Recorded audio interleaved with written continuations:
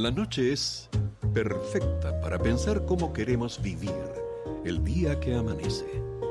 Por eso, Walter Rotella te invita a compartir una charla con escritores que nos cuentan sobre sus textos y métodos de creación. A partir de este momento, abrimos la cafetería de Oriental en Café y Palabras.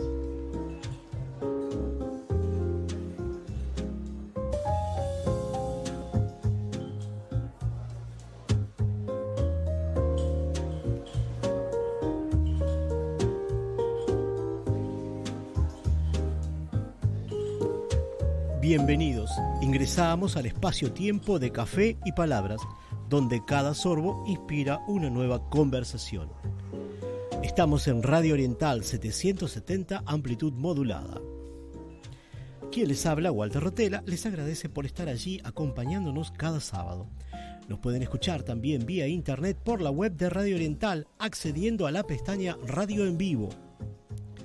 El programa se transmite en vivo este sábado 28 de marzo de 2026, justo cuando arranca el día y se encienden las palabras de la mano de un café.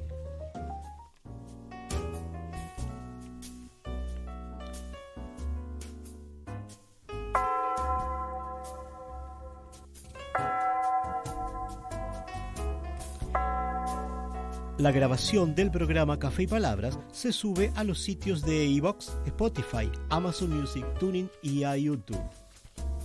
Agradecemos la colaboración del señor Oscar Romero, que nos acompaña en los controles de la radio, haciendo que todo fluya como el aroma del café de una taza recién servida.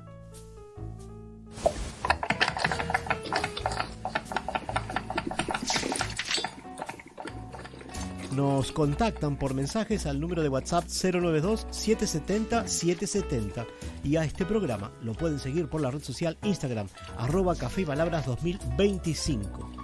Toda la información y enlaces para acceder a las plataformas lo compartimos en nuestro blog de Café y Palabras y lo pueden seguir entonces siguiendo esta dirección, cafeypalabras2025.blogspot.com.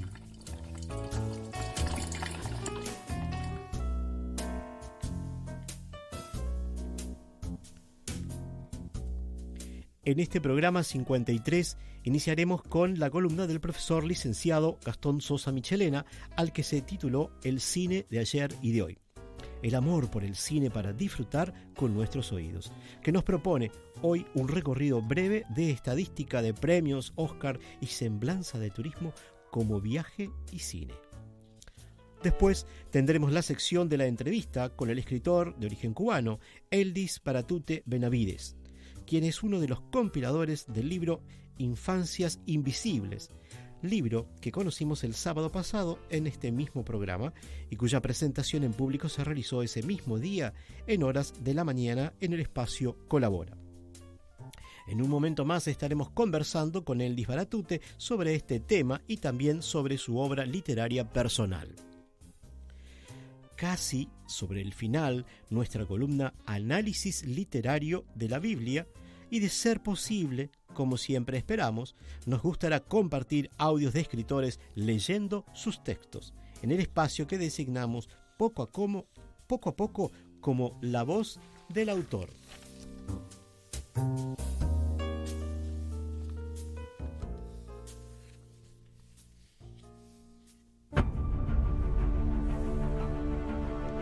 Disfrutemos ahora el cine de ayer y de hoy.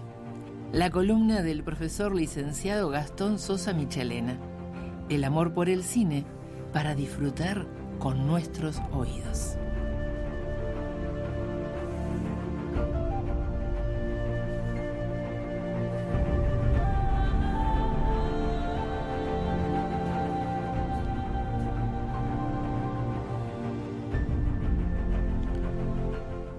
Creo que ya tenemos por allí a nuestro columnista, el profesor Gastón Sosa Michelena, ¿puede ser así? Sí, ¿qué tal? Buenas noches, ¿cómo andan? Aquí estamos nuevamente con este cine de ayer y de hoy.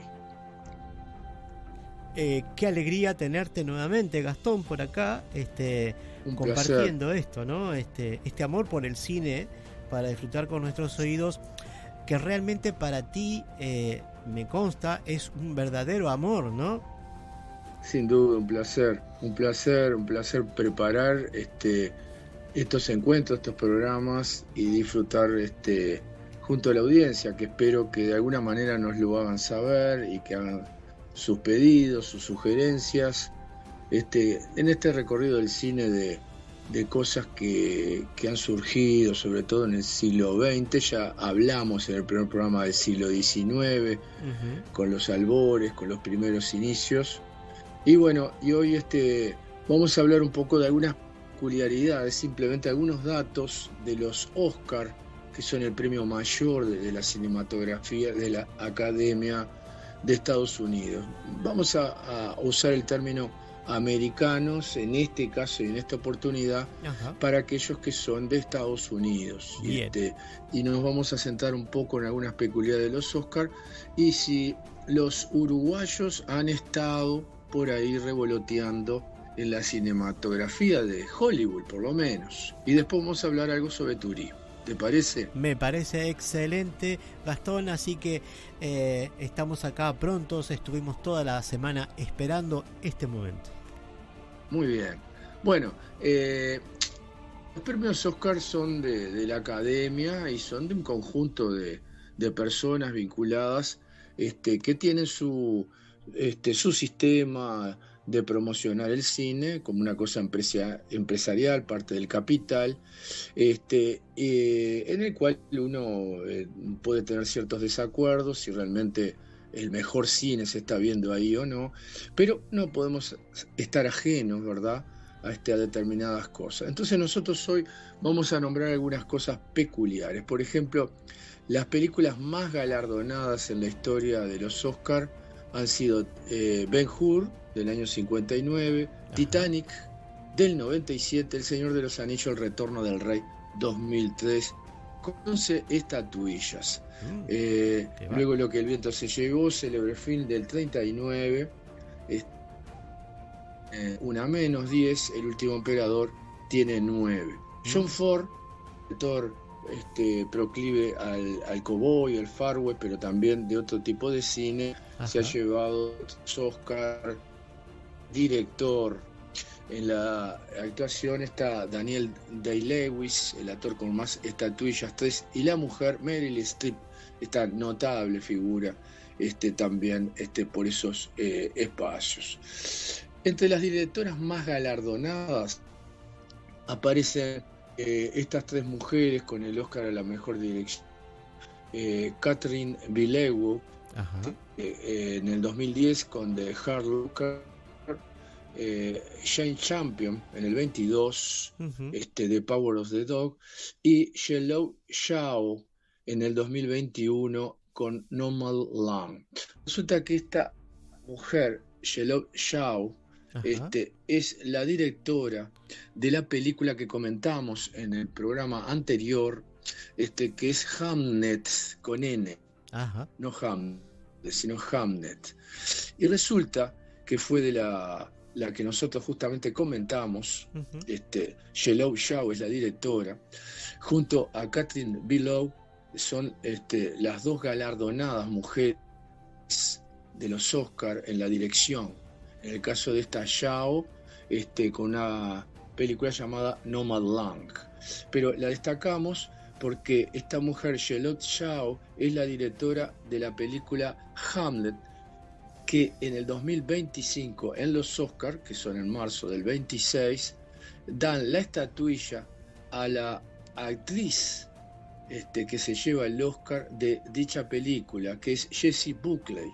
Nosotros hablamos de un par de films en esto de ayer y de hoy. En el ayer, en uno de los programas, hablamos del cine y sus primeros pasos. En el hoy hablamos de esta película, Hamnet, y nombramos a Jessie Buckley, antes que el Oscar la proclamara, a esta irlandesa, que personifica a Agnes, que es la mujer de William Shakespeare, la esposa, que pierden un hijo de nombre Hamner. Eso es parte de eso. Esta actriz irlandesa, entonces, que logra el Oscar a la mejor actriz de 2025, también trabajó una película interesante, que tal vez algún día podamos charlar, lo que es La hija oscura, que hace de la Leda como la protagonista joven, luego está la protagonista más adulta, que tiene una trama muy interesante, La hija oscura, porque la protagonista siente una culpa por no haber sido la figura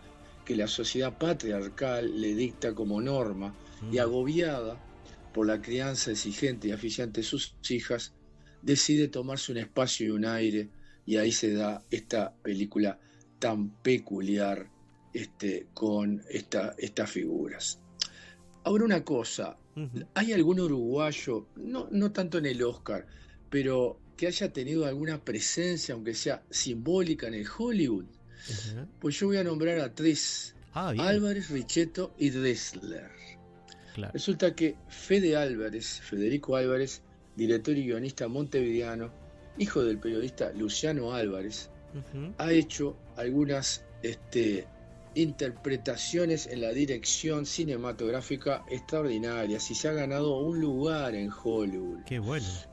No respires, en el 2016, escrita y dirigida por justamente Álvarez, es una película con un bajo presupuesto, con un celular y pocos recursos, que tiene varias escenas de terror, que realmente empezó a movilizar a la gente de Estados Unidos para decir, ¿qué pasa con este muchacho?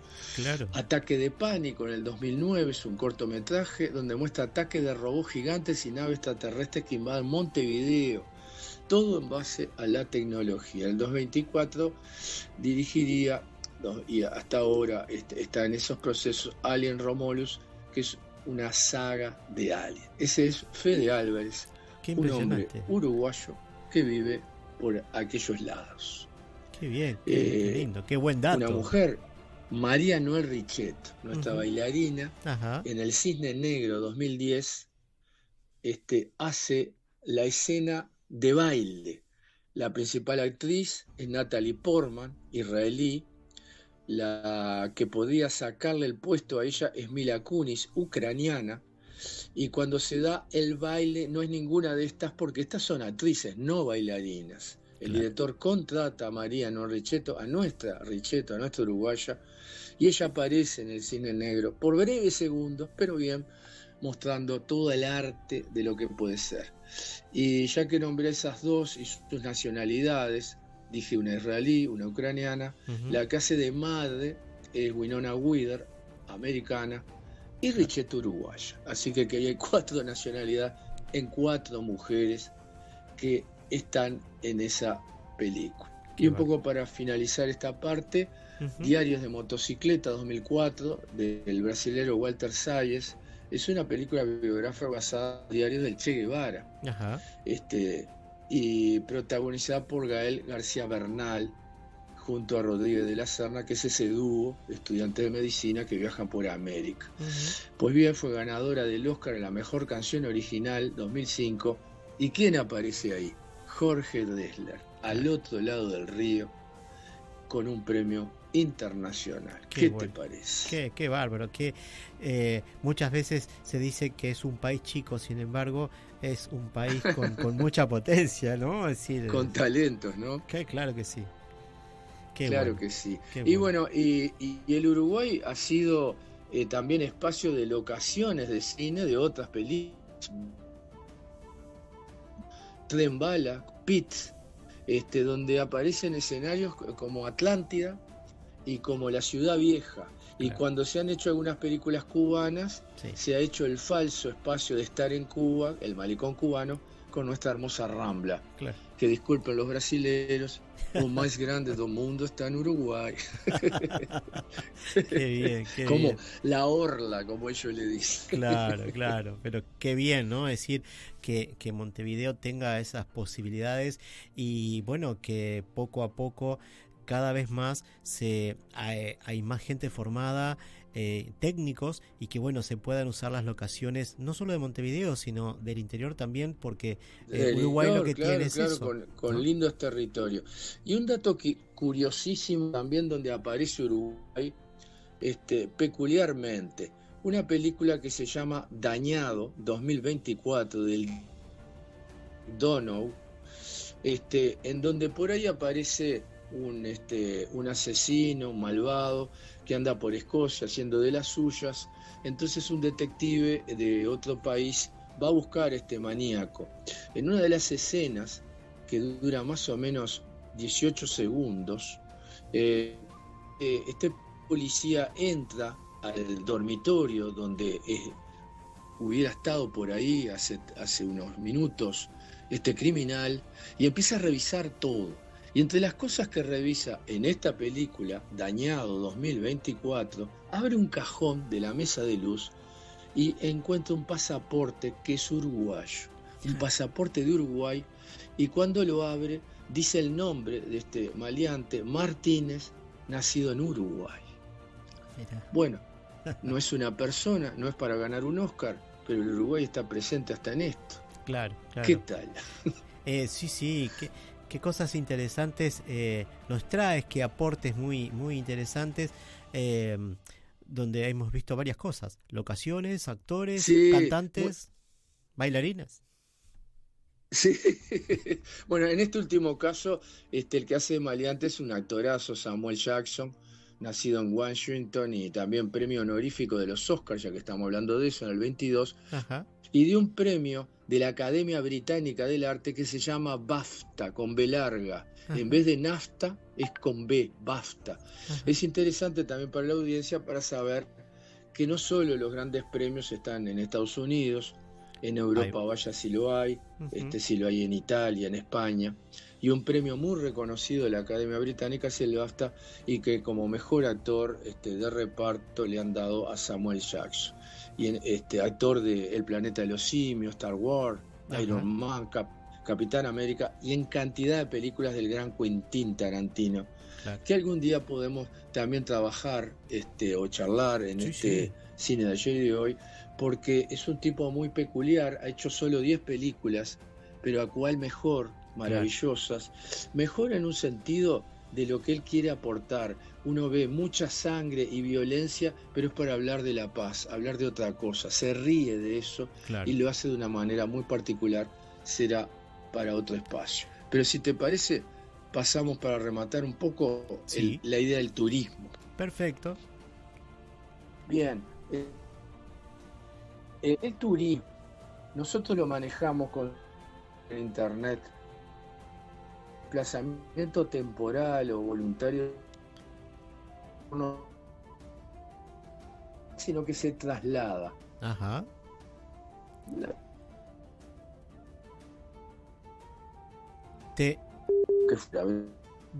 Disculpanos pero se nos pierde un poquito la señal, pero estamos ahí, te escuchamos, pero se ha entrecortado, pero estás en el aire, es decir, te escuchamos. Estoy al aire, sí, ¿se oye bien? Ahora sí. ¿Hola? Ahora sí te escuchamos. Ahí está.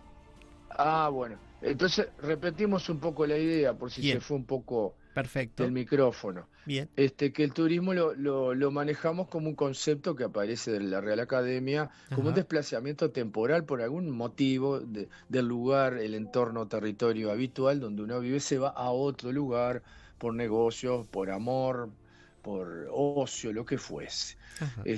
A veces hay desplazamientos que son ya migraciones por motivos económicos, social, etcétera, etcétera. Y nosotros, en el libro Guiños de un profesor, en el capítulo 8, página 48 a la 50, hablábamos del turismo, y yo tomaba una anécdota esta semana, que en realidad depende de las lunas, en función también del carnaval, cuando cae, no cae siempre de la misma manera, a veces marzo, a veces abril, que por un sentido religioso se le llama Semana Santa, y con los rurales y los caballos, Semana Criolla. Ahí hay un desplazamiento del montevideano al interior y viceversa, del interior que viene a a Montevideo. Claro. Y aparece olor a arroyos, pescas, asados, las familias, todo lo que uno le puede generar. Claro. Yo particularmente, para contar una anécdota, por la hermosa panorámica Ruta 60 que hace Pan de Azúcar Minas, Pan de Azúcar es mi pueblo. Ajá. Fui a conocer a mis suegros en Melo, los padres de mi señora, Jocelyn García, que son de Cerro Largo. Ajá. Y los fui a conocer en un turismo. Yo recuerdo que había comprado un Volkswagen, un escarabajo, esos amarillitos, Ajá. Y la chapa era de Melo. O sea, Claro. había comprado un auto que era de Cerro Largo. Uh-huh. Cuando llego, no conocía bien exactamente la ciudad, estaba media cortada por los agentes de inspecciones porque había una vuelta ciclista, estaba por recibir la llegada. Claro. Y bueno, yo me metí medio mal, contramano, y bueno, y me empezaron a decir cómo hacía eso, siendo de Melo. Yo les tuve que explicar que el auto era de Melo, pero yo no. Bueno, claro. Ese fue el primer impas que tuve ahí. Bueno, pero después fue muy interesante, y como esta columna es de cine, voy a contar brevemente que en esa estadía tuve la oportunidad de ir al Teatro España de Melo con mis suegros. Uh-huh. Fíjate que agasajo, ¿no? Claro. El primer encuentro. Ir al cine. Y fuimos a ver un cine nocturno allí frente a la plaza donde está el Teatro España de Melo, y fuimos a ver dos películas antagónicas. Por eso lo quiero contar porque es interesante. Bien. El Halcón, de Franco Nero, que era sobre la invasión otomana de la Edad Media, donde la sangre parece que salpicaba la butaca. Claro. Apaleamientos, violencia, sin piedad. Bueno, parte de esa historia, de ese escenario. Había un corte, no había pop en ese momento, algunos caramelos, claro. Unos chocolatitos como bolas negras, claro. Bueno, algún helado, un descanso y de nuevo a la sala. Y ahí fuimos a ver la segunda película, que era En la Laguna Dorada. Claro. Hermosa. Claro. Poesía pura. Catherine Hepburn y Henry Fonda, qué tremendos estos dos. Uh-huh. Y la hija de Henry Fonda, Jane. Claro. Era un matrimonio muy veterano. Henry Fonda representaba a un hombre que tenía algunos problemas de memoria, al borde del Alzheimer. Claro. Y allí, frente a la laguna, se daba ese viaje de la memoria, uh-huh. Ese viaje de la familia, con la hija, con los abrazos. Una verdadera odisea que se daba y que a mí me representa perpetuamente una riqueza en mi memoria de un turismo. Turismo, de un viaje que hicimos con el cine presente también. Qué bárbaro. Siempre el cine presente en tu vida, ¿no? ¿No? De alguna manera. Ahí está. Sin lugar a duda.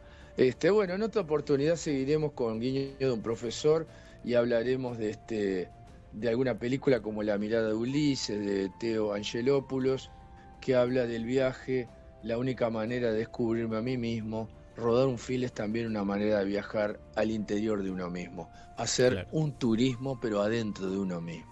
Qué linda idea, ¿no? Qué interesante. Y seguramente vamos a hablar de algunas otras instituciones que organizan premios fuera de Estados Unidos que también deben de ser muy interesantes, y en algún momento vamos a poder hablar sobre eso. Sin lugar a dudas, con España, con Italia, con otros lugares preciosos. Y bueno, con algo de eso nos despedimos, y tal vez también traigamos los libros, el cine, los libros en el cine, películas con títulos de libros, y donde los libros son protagonistas en la cinematografía, en un próximo El Cine de Ayer y de Hoy. Muchísimas gracias, Gastón, por tu entrega de hoy, haciendo El Cine de Ayer y de Hoy, el amor por el cine, para disfrutar con nuestros oídos. Un abrazo. Gracias, gracias, gracias. Gracias.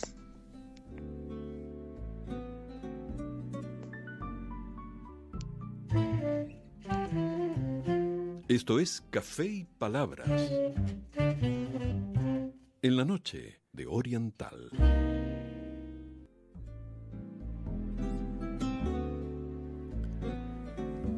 Hoy, en Café y Palabras, recibimos a uno de los compiladores del libro Infancias Invisibles. Me refiero al escritor nacido en Guantánamo, Cuba, 1983, el señor Eldis Baratute Benavides. Aquí un breve paréntesis, pues Eldis Baratute, junto a la profesora de literatura, Dinora López Soler, que entre otras cosas es experta en literatura infantil y juvenil, iberoamericana y universal, graduada en la Cátedra de Literatura para Niños y Jóvenes Juana de Ibarború en la Biblioteca Nacional de Montevideo, son los compiladores del libro que mencionamos al principio, Infancias Invisibles. Ahora sí, continuando con nuestro invitado de hoy, mencionemos que es narrador y promotor cultural, cuya escritura se enfoca en la niñez. Publicó más de 40 libros, tanto en editoriales cubanas como en otros países. Algunos de los títulos de su autoría son Cuentos para dormir a María Cristina, edición El Mar y la Montaña, editorial El Mar y la Montaña, Las Flores de Pablo, editorial Gente Nueva, Marité y la Hormiga Loca, editorial Abril, Alicia y el Mundo de las Maravillas, editorial Cauce, Los Gnomos están tristes, editorial Set de Belleza, editorial de la Mujer, editorial Pueblo y Educación. Cucarachas al borde de un ataque de nervios, editorial Oriente, Tembleque, editorial Unión, Tres tristes cuentos, editorial El Mar y la Montaña, La comarca de la abuela Chicha, editorial Cauce, editorial Pueblo y Educación, A la sombra de León, editorial Gente Nueva, El pájaro de fuego, editorial Gente Nueva 2014, entre otros. Eldis Baratute Benavides es médico de profesión que ejerció por varios años. Desde 1996 pertenece al taller literario de la Casa de la Cultura Guantánamo, movimiento dentro del cual obtuvo varios reconocimientos provinciales. En 2004 se graduó del taller de creación literaria Onelio Jorge Cardoso. Fue relacionista público de la revista El Mar y la Montaña, miembro del consejo editorial de la revista Chinchila, de Pinar del Río, y del consejo editorial de su provincia, Guantánamo. Recibió varios premios durante estos años, entre los cuales mencionaremos solo algunos, como en 2006, beca de creación Sigifredo Álvarez Canesa, del Centro Nacional de Casas de Cultura. En 2007, beca de creación La Noche de la Asociación Hermanos Saiz. En 2009, periodismo cultural. En 2013, premio La Edad de Oro. Fue vicepresidente de la Asociación Hermanos Saiz de Guantánamo, donde auspició y dirigió la peña literaria El Ciruelo Rojo. Es miembro, además, de la Unión de Escritores y Artistas de Cuba, UNEAC. En Uruguay mantiene una columna de crítica literaria en la revista Dossier. Creo que estás por allí en el aire. Bienvenido, Eldis, a Café y Palabras. Muchas gracias por la invitación y buenas noches para todos los oyentes, las personas que acompañan el programa en esta hora. Muchísimas gracias por participar, por sumarte a este espacio. Y hoy te convocamos al programa en tu condición de escritor, pero también como promotor de la lectura, y específicamente por este conocimiento profundo que tienes sobre la escritura para niños. Y en este marco, como uno de los compiladores de textos para conformar el libro Infancias Invisibles. ¿De qué trata este libro? ¿Qué es para ustedes, los compiladores, este texto? Porque antes de ser un libro fue una idea, un proyecto. Sí, Walter, como bien dices, Infancias Invisibles nació primero de la idea de Dinora López, que es la que me acompaña haciendo el proyecto. Dinora López Soler, la investigadora, docente, con una larga trayectoria como promotora de la lectura aquí en Uruguay y en Latinoamérica incluso. Uh-huh. Nosotros ambos queríamos visibilizar algunas zonas de la literatura infantil que, si bien son más promovidas en otros países como Colombia, México, Argentina y en Cuba incluso, aquí en Uruguay no son tan visibles.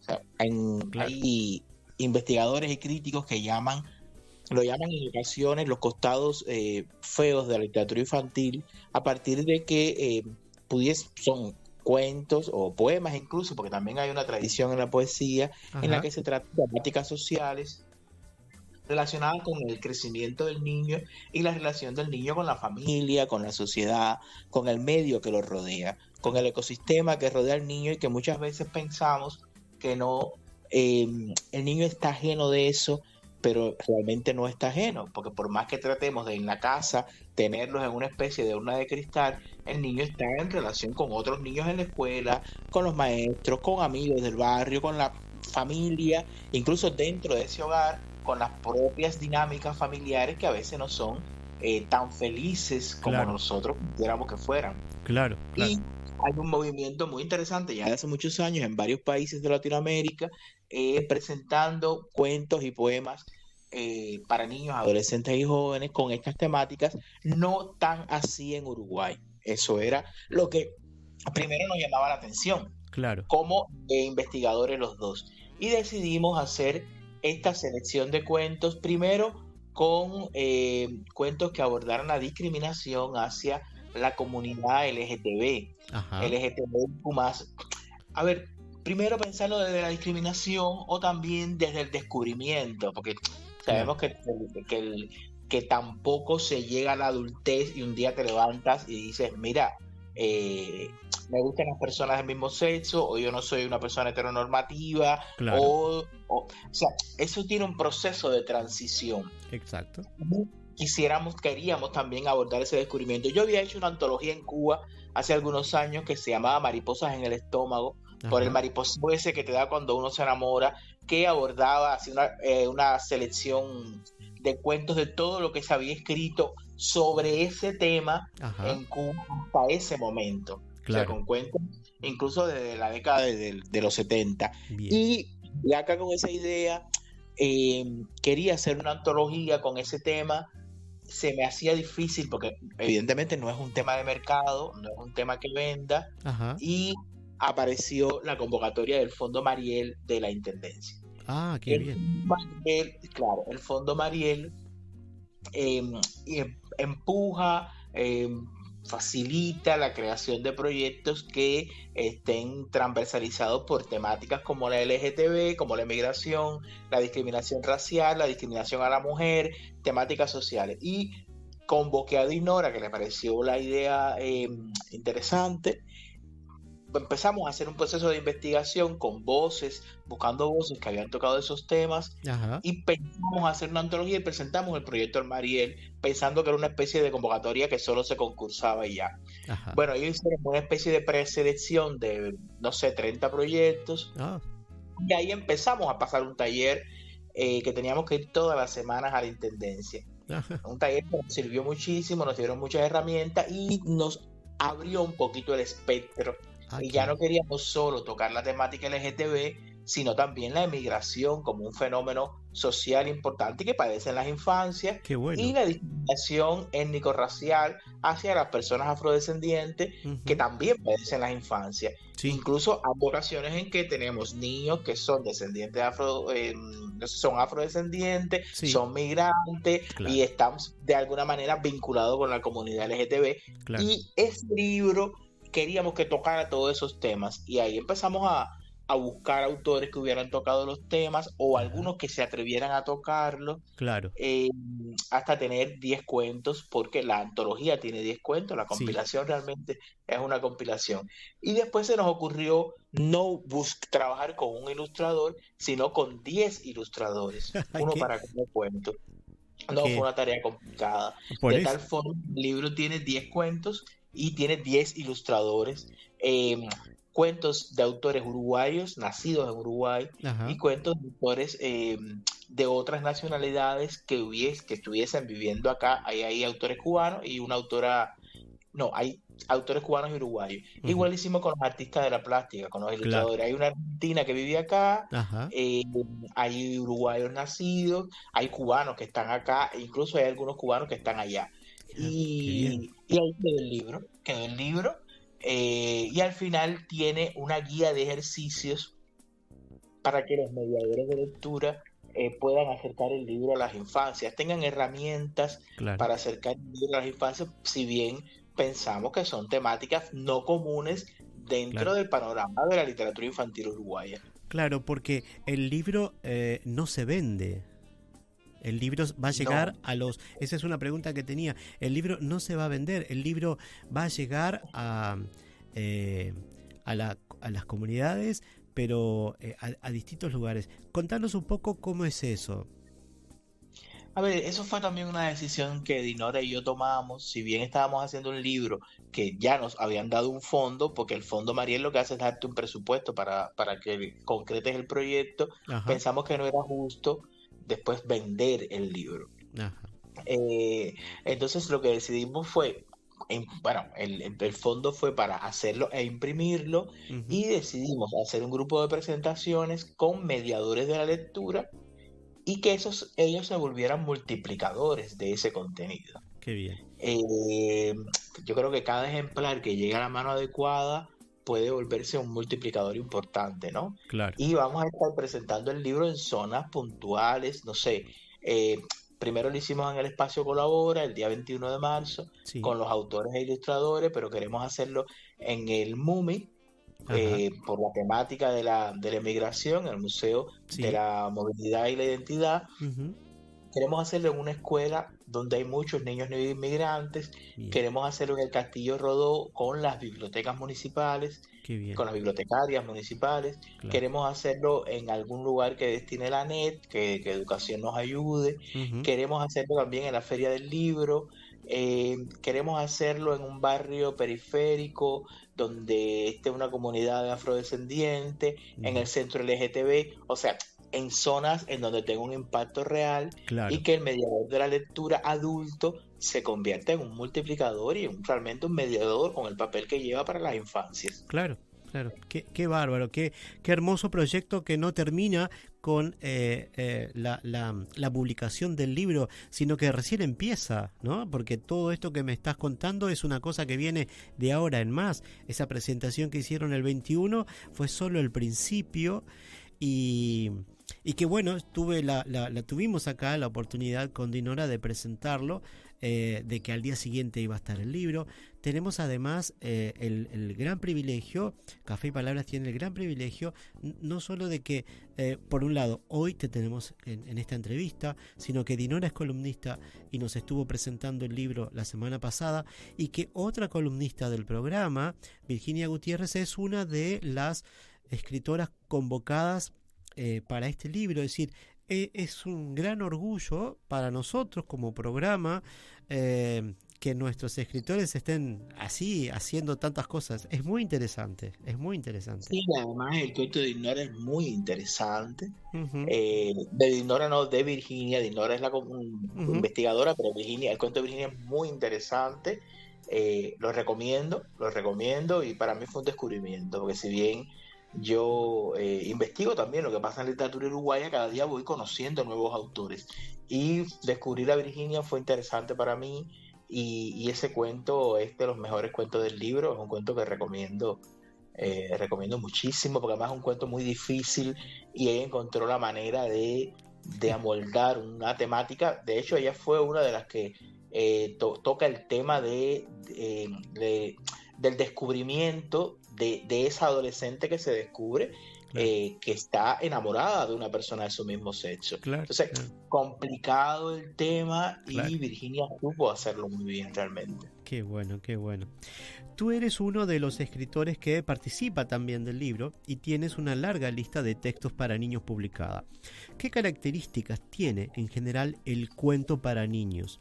Y por otro lado, ¿qué características tienen estos cuentos aquí reunidos en Infancias Invisibles? A ver, yo creo que el cuento para niños, la literatura que se hace para niños, adolescentes y jóvenes es literatura. Y como es literatura, tiene que cumplir todos los parámetros de la literatura real, de lo que se llama la gran literatura. Ajá. El escritor que escribe para niños tiene que ser un escritor con las herramientas que lleva la literatura. La literatura es un ejercicio de conocimiento. O sea, eso de que te vas a la musa y que solo inspiración, no, por lo menos para mí no funciona. Uno tiene que saber qué cosa es un narrador, un personaje, tiene que saber técnica, tiene que saber lo que es tiempo, espacio, nivel de realidad. O sea, tú tienes que ser un autor con dominio de la narrativa, si quieres escribir narrativa. Y si vas a escribir poesía, tienes que saber lo que es el verso, lo que es la metáfora, lo que es el símil. No porque escribas para niños, piense que lo que estás haciendo es cómodo o fácil. Para nada, yo creo que es más complicado. Y lo otro, tienes que respetar, primero te tienes que respetar como autor y respetar a los públicos.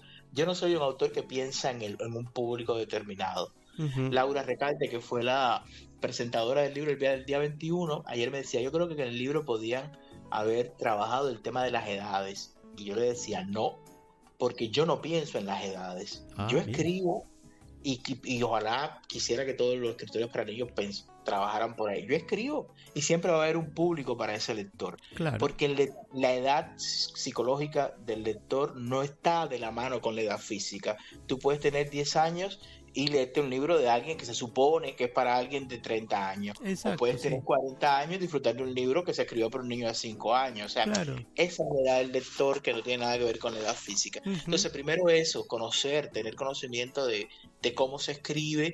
Y lo otro, yo creo que cuando no hay verdad, cuando no hay sinceridad, cuando no hay conocimiento del tema, el lector se da cuenta. Claro. Entonces tú tienes que escribir desde la emoción, pero también desde la verdad, y tener un conocimiento concreto, teórico, técnico del género en el que te estás moviendo. Claro. Así es como yo lo veo. Yo, no sé, he escrito novelas en las que me he pasado un año entero investigando para llegar Claro. a esa escritura. Claro. No importa si es para niños, si es para adolescentes, si es para jóvenes. Me exijo de la misma manera que si fuera a escribir, no sé, una novela de 500 páginas para un supuesto público adulto. Claro. Eso, trato de escribir desde ese conocimiento que me da la investigación, o de un tema que me apasione, o de un tema que me afecte, o de Claro. un tema que me duela. Claro. Si no es un tema que me apasione, me duele, no escribo. Qué bien. No escribo de otra cosa, Claro. básicamente. Y estos cuentos que están en Infancias Invisibles están marcados por eso. Yo creo que en la mayoría de los casos yo quedé muy complacido con la calidad. Ajá. En la mayoría de los casos son cuentos muy bien escritos y donde uno siente el dolor, la visceralidad. Claro. Nosotros Claro. le dimos a los autores a escoger un tema. Queríamos que cada sección de las 3 secciones tuviera 3 cuentos. Ujú. Y 3 o 4 cuentos, porque eran 10 y queríamos distribuirlo de forma equitativa. Y ellos Claro. fueron escogiendo temas que tuvieron que ver, que tenían que ver con su escritura o con temas que le eran afines.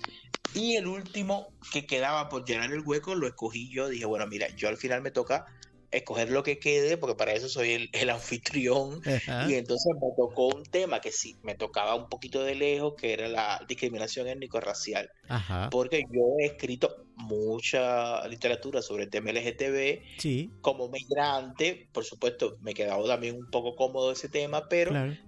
la discriminación étnico-racial no era el tema que más cómodo me quedaba. Ajá. Sin embargo, traté de hacerlo con la mayor dignidad posible, pensando en esa niña que era emigrante y también era mestiza, y cómo descubre un país en la que la mayoría de las personas no son mestizos. Ajá. y nada, y la descubren a ella, y también hay un poco de un trasfondo, una historia de amor. Siempre trato de que haya historia de amor en mis cuentos, y ahí está, y no sé, ahí quedó. Me encantaría si nos pudieras leer una sección de Chocolate Amargo, que es el cuento, es el título que tú has compartido. Si quieres que te lo lea ahora. Si puedes, si lo tienes a mano, si quieres, Sí, eso no depende de ti. Sí, lo tengo a mano. A ver, voy a poner el comienzo. Y se llama Chocolate Amargo, como bien dices, y es un cuento que está ilustrado por Fabián Mendoza, un ilustrador que le agradezco mucho porque supo como capturar la esencia de lo que quería. Además, un pintor con un reconocimiento importante aquí en Uruguay. Ajá. Y es un cuento que le dedico a Rogelio, un amigo que conocí aquí en Uruguay, que vivió en Cuba también. Ah, qué bien. Dice, si hay algo que le gusta Isabel es el chocolate. Sentir que se le deshace en la boca ese pedazo de masa medio dulce, medio amarga, es de sus mayores placeres. La fresa le parece demasiado impersonal. A la vainilla le resalta la leche, al moscatel le sabe a vino. El chocolate es otra cosa. Tiene aroma, sabor, personalidad. Y mientras se te derrite, se siente una conexión especial con la barra que se mueve entre la lengua, la pared de la boca y los labios. De toda la variedad, prefiere el bien amargo, con poca azúcar. Negro como la noche que la abraza cuando se va a dormir, como los brazos de su madre. Negro como su pelo ensortijado, como su piel, como sus ojos grandes. No hay fiesta, ni aniversario, ni tarde de domingo en que su mamá no le regale uno. Esa costumbre nació en el aeropuerto, cuando se despedían de la familia. Mientras la pequeña se encargaba de darle todos los abrazos a su abuela, la mujer se fue a la cafetería y regresó con la confitura entre las manos. Mira, para que no te olvides nunca del sabor de tu tierra. En el camino le ofrecieron otros dulces, caramelos, flanes, natillas y todo lo rechazaba. Cuando tenía mucha hambre o los deseos de comer dulce eran demasiado fuertes, abría el papel negro y amarillo, cortaba un pedazo de la barra y se lo metía en la boca. Después, en el nuevo lugar donde comenzó a vivir, encontraron el puesto de confituras del chino Luan, lleno de barras forradas con papeles del mismo color. Bueno, ese es el comienzo del cuento. Qué bárbaro. De Chocolate Amargo, y no lo voy a leer completo para que se quede un poquito la expectativa también. Claro. Pero qué bueno, qué cantidad de imágenes, de sabores. Me despiertan muchas cosas. Ganas de comer chocolate. Claro. Recuérdanos, algo mencionaste hace un momento, pero ¿dónde podremos encontrar los textos para leerlos? Y te pregunto esto, ¿hay alguna posibilidad de que el texto, los autores o los compiladores puedan acercar estos textos? Me refiero a leerlos en instituciones educativas, por ejemplo, aparte de esos lugares que ya mencionaste. Sí, también estamos abiertos a que nos inviten a lugares y vamos. Bien. La idea es ir coordinando con las bibliotecas municipales y las escuelas para presentarnos. Estamos haciendo un programa que incluye 1 o 2 actividades en el mes porque queremos que a lo largo del año seguirlo presentando. Y al mismo tiempo, en la medida en que aparezcan otros fondos, podemos seguir imprimiendo el libro y presentándolo en todos los espacios que podamos. O sea, como bien decía, el 21 de marzo comenzó este periplo que va a terminar cuando termine o nunca, porque queremos que se mantenga. Incluso tenemos la idea en algún momento hacer una exposición con con las ilustraciones, que son hermosísimas. O sea, mantener viva como lo que de las infancias invisibles, el proyecto Infancias Invisibles, que se mantenga viva.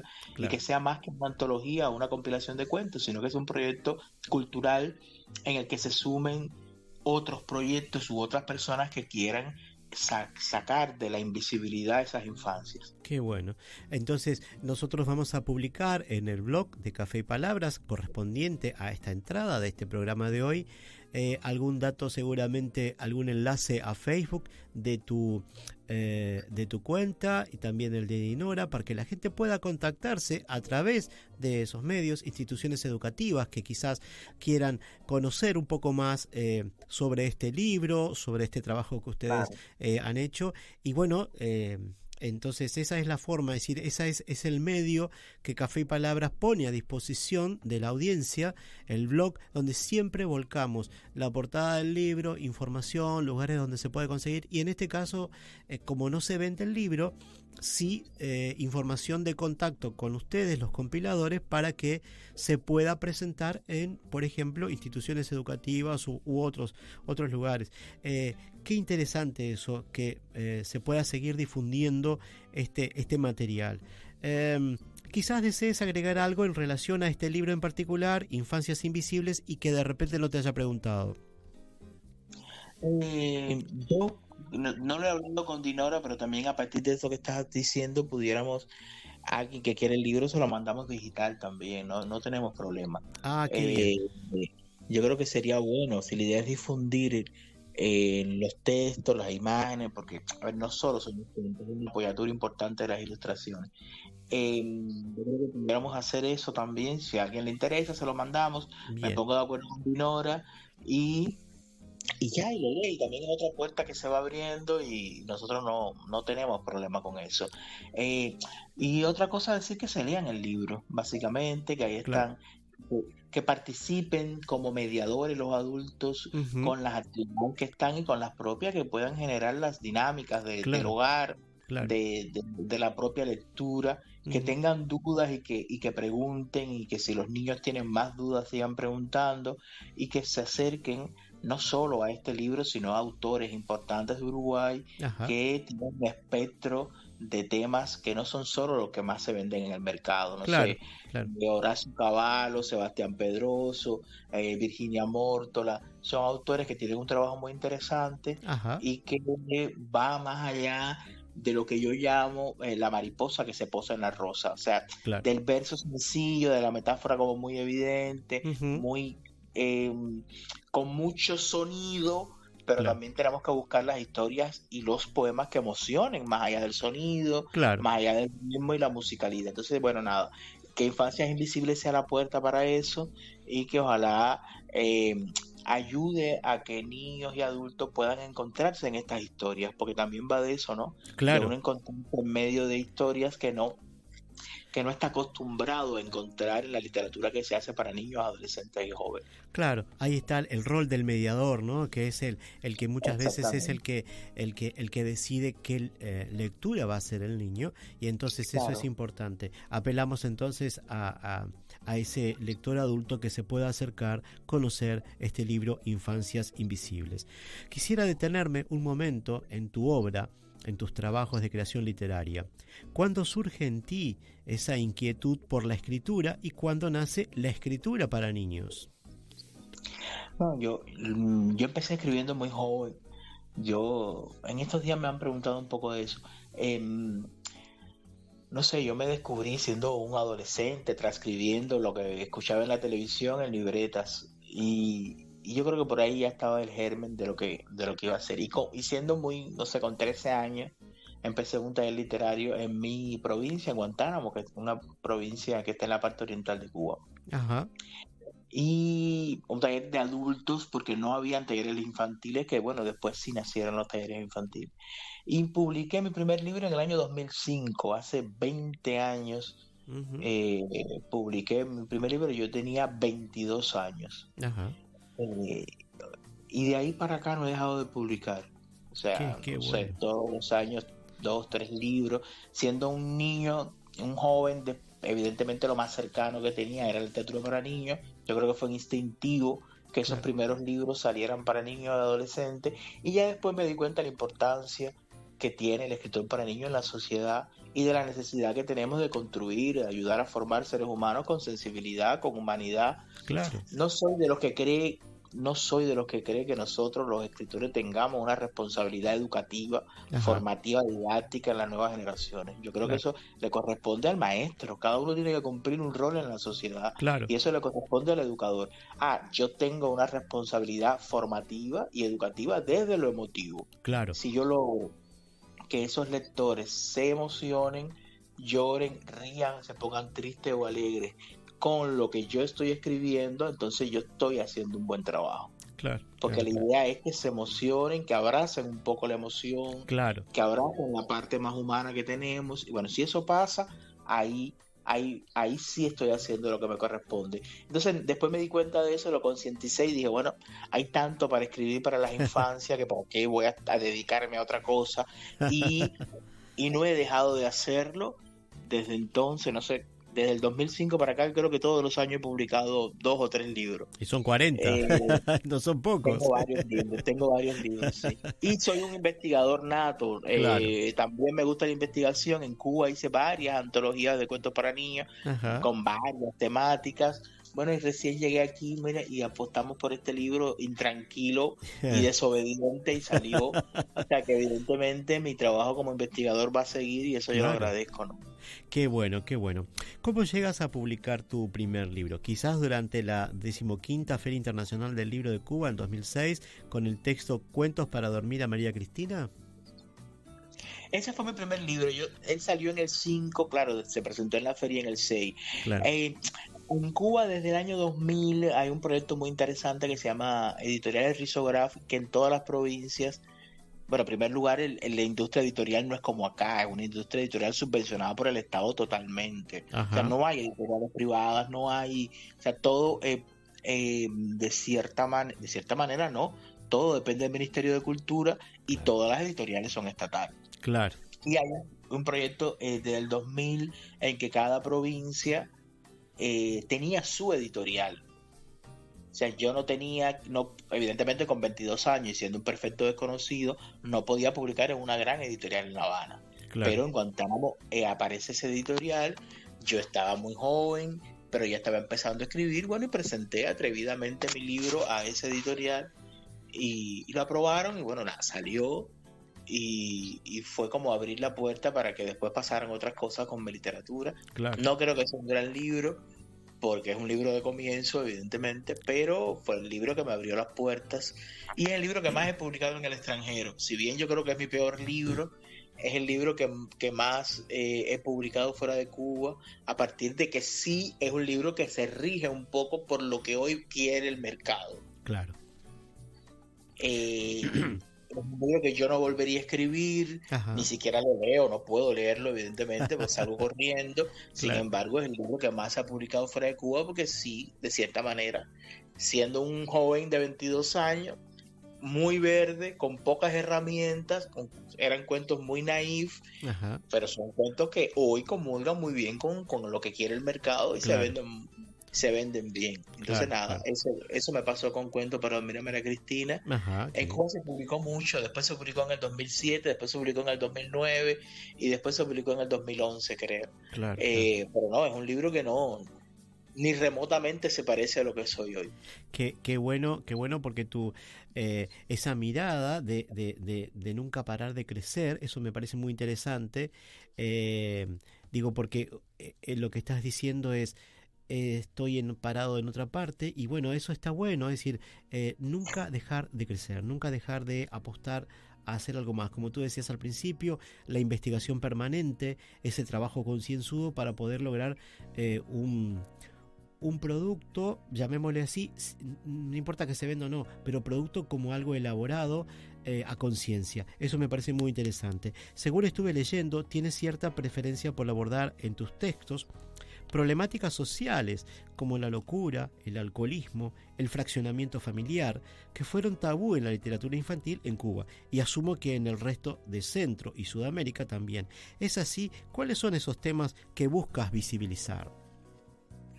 A ver, a mí me gusta, yo soy un escritor que escribe sobre los personajes que están al margen de la sociedad, los que están en la periferia. Y por supuesto de ahí salen historias vinculadas con esos personajes en la periferia. Claro.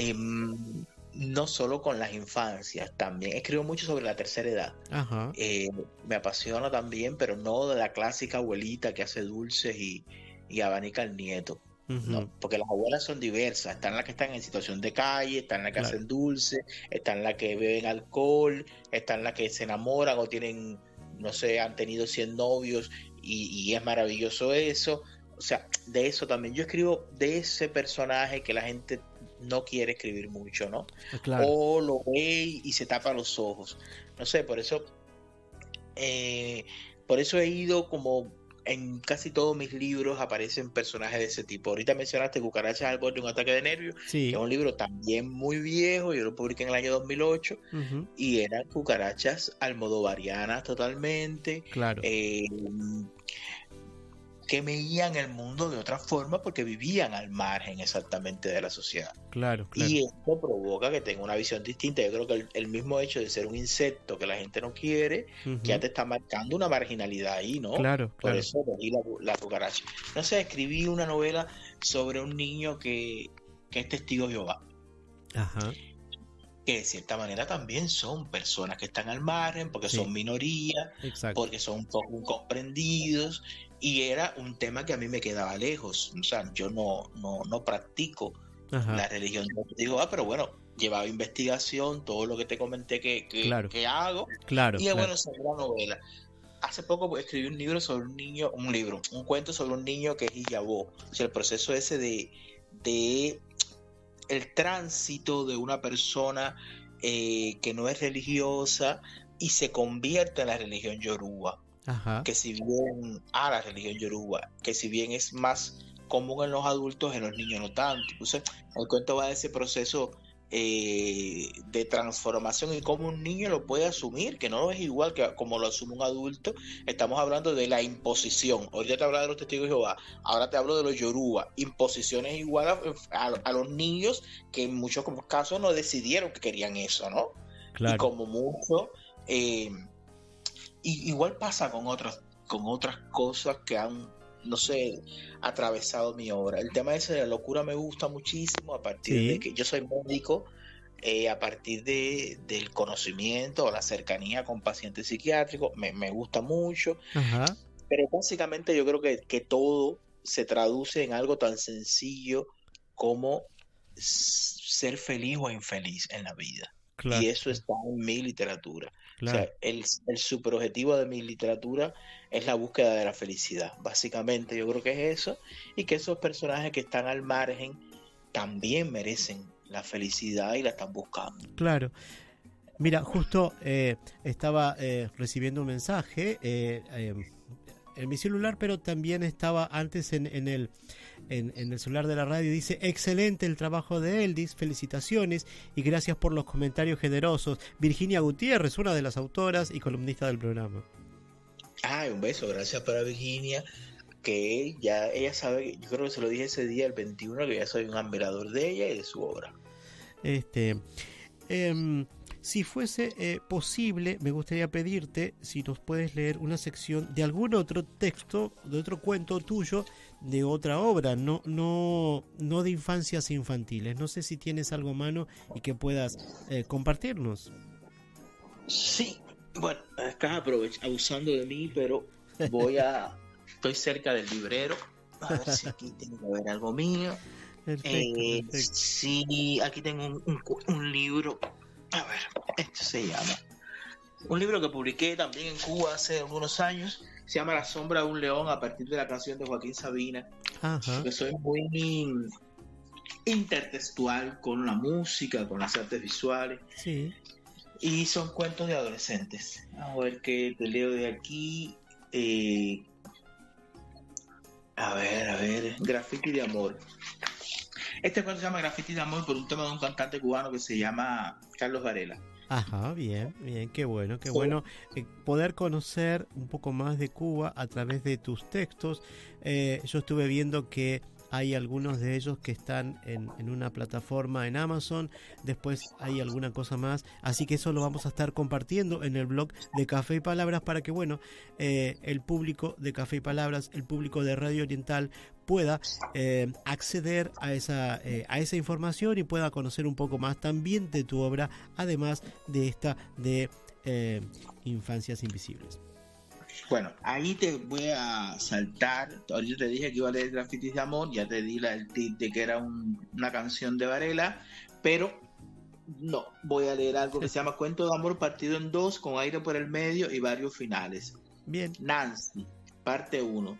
Nancy tiene 12 años, es alta, rubia, delgada, de ojos castaños. De lejos parece una modelo de revista, pero a pesar de eso nadie le dice bonita. Los varones del aula no les regalan lápices de colores, ni sacapuntas, ni le invitan a tomar helado como a las otras muchachas. Por eso, como si su papá fuera uno de los Reyes Magos, en cada aniversario le pide lo mismo. No quiero bicicleta, ni otra mochila para la escuela, ropa ni zapatos nuevos. Solo desea que los médicos se pongan de acuerdo y lo operen. Ella tiene el labio superior partido en dos y se siente la niña más fea del mundo. Parte 2. Euclides. Euclides es alto, moreno, de pelo rizo, el mejor en matemáticas de todo séptimo grado. Sin embargo, nunca ha tenido novia. Le avergüenza enamorar a las muchachas. Sin el aparatico que debe ponerse detrás de la oreja, no oye bien. Como el aparatico es feo, plástico y de un color gris espantoso, lo usa solo para atender a las clases y cuando termina el turno lo guarda en el bolso. Entonces solo escucha sonidos raros que no logra identificar. La mamá le insiste, el papá le insiste, la abuela le insiste, pero él no quiere andar con esa cosa detrás de la oreja. Además cree que con ese que sienta a sus espaldas deben incluirse algunas burlas para él y prefiere no oírlas. Una tarde iba de regreso a su casa y escuchó la risa de Nancy, clarito, como si fuera un chorro de agua cayendo en un vaso. Inquieto se tocó la oreja. Quizás se le había olvidado quitarse el aparatico, pero no. Lo tenía guardado en la mochila como siempre. Se viró lentamente con discreción y allí estaba ella. Le gustó su pelo rubio, sus ojos claros, su labio partido en dos, pero sobre todo le gustó que podía escucharla como más nadie. Parte 3. Nancy y Euclides. Y ahí empieza la parte 3 que tampoco te voy a leer ahora, pero bueno, ya debes imaginar por dónde va. Qué bueno, me encanta lo que has compartido, porque hay una gran sensibilidad, hay una búsqueda, y eso a mí me gusta muchísimo. Creo que es muy interesante esto poco que has compartido, pero que es importante quizás para nuestra audiencia que puedan bucear. Insisto, lo vamos a dejar algunos datos en el blog del programa para que puedan conocer un poco más sobre tu obra, ya que es solo una parte, pero bueno, habrá forma de encontrar más. 40 libros no es poco. Y lo que hoy hemos tenido es algo muy, muy pequeño, pero muy rico, muy, muy fuerte, muy interesante. Y yo, la verdad, me siento muy complacido de que hayas aceptado la invitación a participar. Fue todo muy rápido, pero bueno, a veces las cosas salen así. Así que bueno, yo te agradezco muchísimo este tiempo que has tenido, tu predisposición sobre todo, a participar del programa, y bueno, así podemos darle lugar a este libro, que se visibilice, y a través del libro otro tipo de cosas, una temática muy interesante, como tú decías, muy poco expuesta acá en la literatura infantil. Seguramente Dinora López Soler, las próxima vez que esté en la columna, va a estar otra vez hablándonos un poco sobre esto. Le vamos a preguntar un poco más sobre, no sobre el libro en sí, sino la temática, cómo es abordada y demás, ya que ella es una experta en el tema, 28 años haciendo radio sobre este tema, así que sabe un montón. Así que muchísimas gracias por haber participado de Café y Palabras.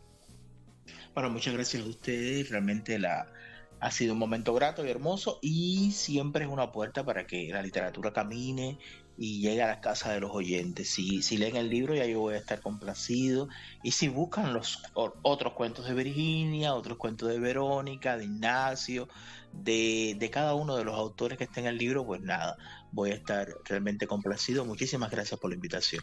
Un gran placer, y espero, bueno, que también sea para nosotros una puerta para conocer a más autores, de tu mano, que puedas presentarnos a más autores que quieran divulgar sus trabajos a través de este programa, que la idea que tiene el programa es difundir a autores conocidos, a otros no conocidos, pero difundir el arte, difundir ese trabajo de investigación, porque es también visibilizar nuestra sociedad con esas miradas particulares de cada escritor.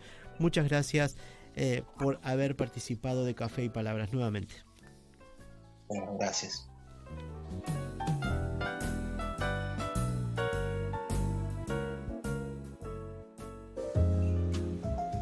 Usted está escuchando Café y Palabras en la noche de Oriental.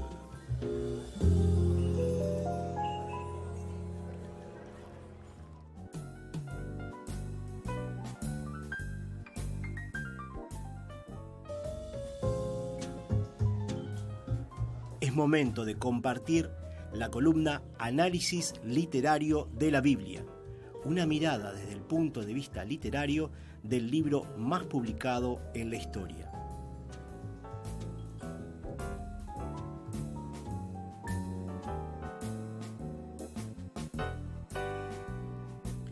En nuestra columna Análisis Literario de la Biblia del programa 53 continuaremos con lo que Juan David Montoya, en su libro publicado en 2019 en Colombia, La Biblia también es literatura, 7 propuestas de lectura del texto bíblico, titula Contexto vital de la obra histórica reciente, historia del cronista, siglo VI al IV antes de la era común. Montoya manifiesta que en los libros que conforman lo que conocemos por crónicas, sus autores se basaron en los libros de Samuel y de Reyes como fuentes del cronista. y eso se deduce de lo que leemos en Crónicas, específicamente en el 1 de Crónicas, capítulo 29, versículos 29 y 30, que leeré a continuación. Los hechos del rey David, los primeros y los postreros, he aquí que están escritos en la historia del vidente Samuel, en la historia del profeta Natán y en la historia del vidente Gad, juntamente con todo su reinado y sus hazañas y las vicisitudes que pasaron sobre él, sobre Israel y sobre todos los reinos de los demás países. Este pasaje que se leyó y el próximo se tomarán de la Sagrada Biblia, traducción directa de los originales por Monseñor Dr. Juan Strombinger. Por otro lado, Montoya cita 2 Crónicas, capítulo 25, versículo 26. ¿Y qué dice? Los demás hechos de Amasías, los primeros y los postreros, he aquí que están escritos en el libro de los reyes de Judá y de Israel. Montoya nos expresa que tanto los libros de Crónicas como los de Esdras y de Nehemías conforman una única obra histórica, y dicha obra relata lo sucedido en el sur del reino Judá y sus reyes. No se ocupa del norte o Israel. Textualmente, Montoya dice que el hilo narrativo que recorre toda la obra histórica del cronista es la reconstrucción del templo en Jerusalén, por lo que el culto y el clero reciben especial interés. Así, el ideal teocrático descrito en Crónicas y fracturado por el destierro es restaurado por la construcción del segundo templo por manos de Esdras y Nehemías. El contexto vital, entonces, de la obra histórica del cronista es el culto en el templo. Su obra describe el nacimiento histórico del judaísmo con su centralidad en la obediencia a la ley. Esta obra es de carácter eminentemente teocrático. Por aquí dejamos nuestra columna Análisis Literario de la Biblia del programa 53. Esperando les haya sido interesante los conceptos vertidos y con la invitación de siempre a acercarse al libro más publicado en la historia, la Biblia. Y para quienes deseen profundizar en estas lecturas que compartimos en la columna, les dejamos enlaces al sitio de la Universidad Nacional de Colombia para acceder al texto de Montoya. La Biblia también es literatura. 7 propuestas de lectura del texto bíblico. Lo dejamos en la barra lateral del blog de Café y Palabras, donde dice sitios de interés. Quizás podamos escuchar en algún momento más un audio. Tenemos tiempo todavía. Vamos a poder escuchar un audio de una autora, Laura Roland. Ella es psicóloga y que es interesante porque la vamos a tener en muy poco tiempo. La vamos a tener el 11 de abril en el programa 55 de Café y Palabras, y estaremos hablando sobre escritura, sobre la escritura y su poder de sanación. Quizás algunos seguidores del programa recuerden que ya desde el año pasado venimos planteando la posibilidad de hablar de este tema. Esa es la idea. Gentilmente esta escritora y psicóloga nos ha propuesto hablar sobre ese tema, hablar sobre uno de sus libros recientemente publicado y que ella lo está presentando. Entonces se dio de esa manera hablar sobre la escritura como una herramienta de sanación, como un método, como una forma de dejar salir las cosas. Así que eso lo vamos a tener el 11 de abril en el programa 55 de Café y Palabras. Pero recuerden siempre los escritores que en este espacio la voz del autor es la forma que le vamos poniendo. Pueden enviar material, sus escritos, pero también sus audios leídos por ellos mismos, de sus escritos, y a caféypalabras2025@gmail.com. ¿Para qué? Para ir armando y poder presentarlo en esta parte final del programa. En algún otro momento quizás lo vamos a tener en otra sección, pero bueno, la idea es eso, poder compartir la voz del autor. Tenemos siempre la oportunidad de leer los escritos, de leer los libros, pero bueno, también nos interesa en el programa Café y Palabras poder rescatar las voces de los autores, porque nos da otra idea, nos da un perfil distinto, nos imaginamos al autor, y eso a mí me parece muy interesante. Creo que esa es un poco la magia de la radio, de cómo nos imaginamos a alguien a partir de escuchar su voz. Así que la propuesta es esa, invitarlos a ustedes, escritores, a ustedes, autores, a compartir sus textos, los audios de sus textos, como ya lo han hecho varios. Tenemos una buena cantidad de audios que poco a poco lo vamos compartiendo con nuestra audiencia, siempre de a poquito. Así que cuando nuestro señor operador Oscar lo disponga, vamos a escuchar el audio de Laura Roland. Hoy quiero compartir con ustedes mi cuento El regalo perfecto. Anoche soñé contigo. Es curioso, jamás antes lo había hecho. Te presentaste en medio de la noche, integrándome a tu mundo, el que todos creemos silencioso, lugar de paz y de sosiego. Sin embargo, es tan diferente. Fue como volver a estar rodeada de todo aquello que tanto amé y que el inexorable paso del tiempo me fue quitando. Los aromas, los paisajes, la compañía, todo estaba allí, en un conjunto, y por un instante fui una vez más feliz con todo aquello. Sin duda, una visita anhelada por largos años, tan íntimamente que por momentos hasta yo me vi sorprendida. Cuando llegaste a mí, fue como si te hubiera estado esperando desde siempre. Nuestras miradas se cruzaron y en la mía leíste un pequeño reproche. ¿Por qué tardaste tanto? Y a pesar de todo, mi corazón sintió el mismo amor de siempre. Es que yacía guardado ahí en lo más profundo. Partí contigo a tu mundo, aunque encontré en él todo cuanto había perdido. Anduvimos mucho, conversamos, recordamos, revivimos todo aquello que es tesoro en nuestras vidas.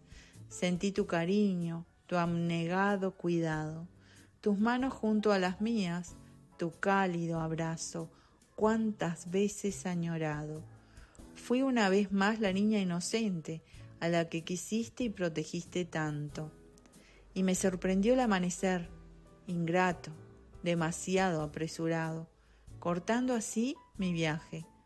Desperté de pronto, con una sonrisa y en mi mejilla una lágrima de despedida, pero aún así con la certeza de que estás ahí, no sé dónde, pero ahí, y con un poco de suerte, otro día podría verte, abuelo, dulce abuelo del alma.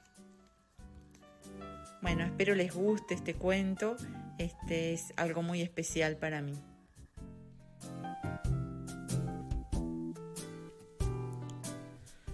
Así escuchábamos a la escritora Laura Roland, psicóloga y escritora uruguaya, que reiteramos la vamos a tener el 11 de abril en el programa 55 de Café y Palabras, y estaremos hablando sobre escritura y su poder de sanación. Pero en el programa 54 del 4 de abril, el próximo sábado, recibiremos al escritor argentino Laureano Huayquilaf. Espero estar pronunciándolo bien. Hemos tenido la oportunidad de contactarnos con él. Vive en el sur de la Argentina y bueno, quien nos presentó es una escritora de Formosa, Argentina, y entonces agradecemos mucho ese gesto, que cada escritor nos comparta información de otros escritores, que nos envíen audios. Y eso agradecemos mucho. Así vamos haciendo entre todos esta comunidad de Café y Palabras. Hablando de esa comunidad de Café y Palabras, el 4 de abril vamos a tener también a Viviana Rosenblit, que con su columna, ¿sí?, con Aroma Libros. Hoy estábamos hablando con ella antes del programa y nos estaba comentando que se viene dentro de muy poco en Argentina la Feria del Libro, y entonces estábamos ahí poniéndonos de acuerdo. Ella va a participar, va a tener un stand en esa Feria del Libro de Buenos Aires, una de las ferias de libros más importantes de la región, y entonces nos va a estar aportando durante abril algunas entrevistas, algunos trabajos así breves, cortos, porque ella también participa, está a cargo de su stand y demás. Ya le vamos a estar contando un poco más, pero bueno, adelantarles eso. El 4 de abril, programa 54, entonces Laureano Huayquilaf del sur de la Argentina, y la columna de Viviana Rosenblit. Y quisiera compartir quizás algún otro audio, pero hoy no lo preparamos, así que ya será oportunidad de compartir. El operador me dice tenemos tiempo, lo que yo no sé es cómo hacer para enviarle algún material. Bueno, capaz que ahí me dice que hay una forma. Vamos a ver si se lo puedo enviar. A ver un poquito si podemos compartir un audio más de una escritora uruguaya. Y vamos a ver, que no está fácil hoy.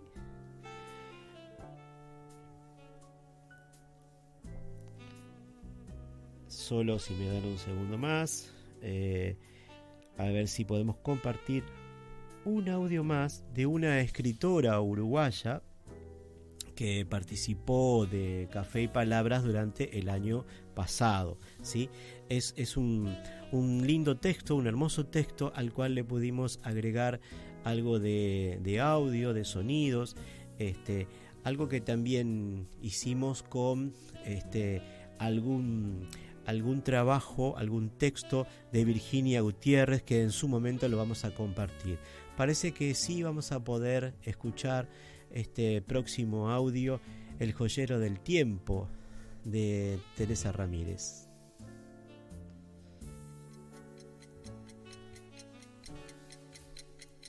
El joyero del tiempo. De niño observaba embelesado el reloj que la abuela Tata tenía sobre su mesita de luz. Un viejo reloj traído de algún viaje, regalo de un lejano amor. Ejercía magia sobre mí, puesto allí con su tic-tac como si fuera su corazón. Un día, tentado por su encanto, decidí buscar en su interior el embrujo que ejercía sobre mí. Lo observé pieza por pieza. Las numeré con un falso saber.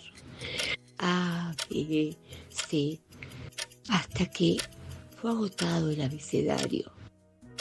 Y luego las llamé piezas 1, 2, 3. Al terminar de sacarlas, me vi rodeado de pequeñas y hermosas figuras, aceitadas, relucientes, y pensé, ¿y ahora? Así fui sorprendido por el grito de la abuela. Julio, ¿qué hiciste? Y mi respuesta titubeante, yo lo arreglo, abuela. Ese día decidí ser joyero, experto en relojes. Con los años, en mi taller, imaginaba que me llevaban el primer reloj de sol, creación de los egipcios, otras veces el reloj de agua, o el de arena de la Europa medieval. Una vez soñé estar en la torre del reloj más grande del mundo, el Big Bang. En mi sueño Observaba majestuoso la obra y me veía como un niño londinense el día que fue inaugurado. El sonido de mi propio reloj digital me trajo al presente. Con una sonrisa dibujada me dije: soy el joyero del tiempo.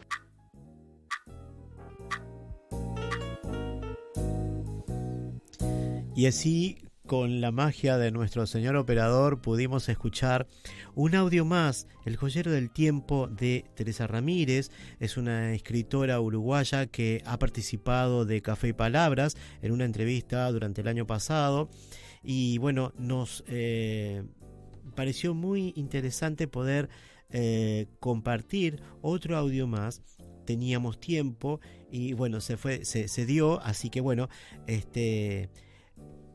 otra vez reitero, los invito a enviarnos su material a través del correo electrónico, porque es mucho más fácil, ¿sí? Es una forma de poder compartir material, ¿sí? cafeypalabras2025@gmail.com, ¿sí? Nos envían allí el material y nosotros los guardamos, armamos una carpeta y los podemos compartir después. Entonces ya los invitamos para el próximo programa, el 4 de abril, programa 54. Laureano Huayquilaf es de la zona del sur de la Argentina, y vamos a tener también la columna de Viviana Rosenbit, así que ya están invitados para el próximo sábado. Pueden seguirnos en Instagram, @cafeypalabras2025. Más información sobre el programa y los escritores invitados los brindamos en el blog de Café y Palabras, cafeypalabras2025.blogspot.com/. Nos pueden escuchar y seguirnos también por iVoox, Spotify, Amazon Music, TuneIn y en YouTube, siempre a partir del lunes siguiente de la transmisión en vivo. Agradecemos la colaboración, la magia del señor Oscar Romero, que nos acompaña en los controles de la radio. Estamos en CX12, Radio Oriental 770, amplitud modulada. Salimos al aire los sábados a las 0 horas, un poco después de iniciar el día, justo cuando termina el viernes y arrancan las palabras.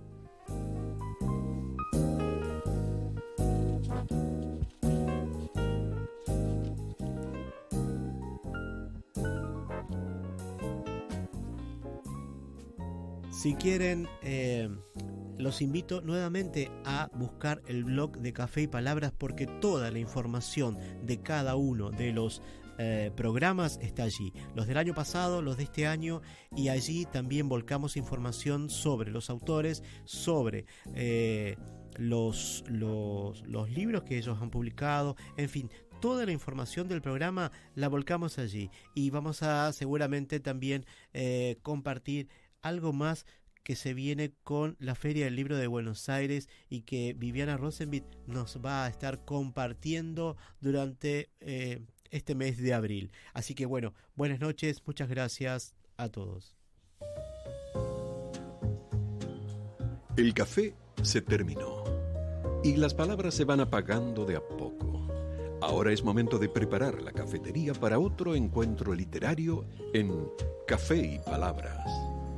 Agradecemos su compañía y hasta el próximo programa.